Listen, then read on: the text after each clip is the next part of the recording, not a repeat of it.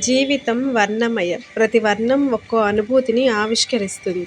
ఆ వర్ణాలన్నీ ముంగిట నిలిచి మురిపిస్తే అది రంగుల హరివిల్లుగా, హోలీ పర్వంగా సాకారమవుతుంది. వసంత ఋతువు అడుగిడే తరుణంలో ప్రకృతి రసాకృతిని ధరిస్తుంది. ఆకుపచ్చని పొదరిల్లు పూల పొంతలతో ముస్తాబవుతుంది. ఆమని పేరంటానికి ప్రకృతి నవవధువై సింగారించుకుంటుంది. ఆ సందర్భంలో విచ్చేసే అందమైన, ఆహ్లాదభరితమైన పండగ హోలీ. వెండి వెన్నెలకు వెల్లివిరిసే వర్ణావర్ణ శోభితమైన సమ్మిళితమైన పాల్గుణ పౌర్ణమి నాట హోలీ సంబరం అలరింపచేస్తుంది. శివ తపస్సును భగ్నం చేసిన మన్మథుణ్ణి ఈశ్వరుడు పాల్గుణ పౌర్ణమి నాడే భస్మం చేశాడని శివ మహాపురాణం వెల్లడిస్తుంది.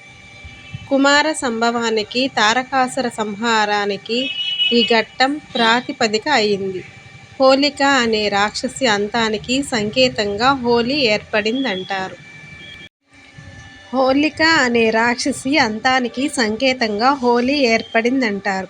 అగ్ని సైతం దహించలేని హోలిక హిరణ్యకశిపుని సోదరి. హరినామస్మరణ వీడని తన పుత్రుడైన ప్రహ్లాదుడిని ఒళ్ళో కూర్చోపెట్టుకొని అగ్నిప్రవేశం చేయమని ఆమెను హిరణ్యకశిపుడు ఆదేశిస్తాడు. శ్రీహరి భక్తుడి స్పర్శ వల్ల హోలిక శక్తిహీనురాలై అగ్నికి ఆహుతి అవుతుంది. ప్రహ్లాదుడు క్షేమంగా అగ్ని నుంచి బయటపడతాడు. అలా హోలిక అంతమైంది ఫాల్గుణ పౌర్ణమి నాడే. బృందావనంలో యమునా తీరాన సిరివెన్నెల మిసిమిలో గోపికలపై కృష్ణుడు నానావిధాల వర్ణాలతో కూడిన వసంతాన్ని విరజిమ్మాడని భాగవతం అభివర్ణించింది.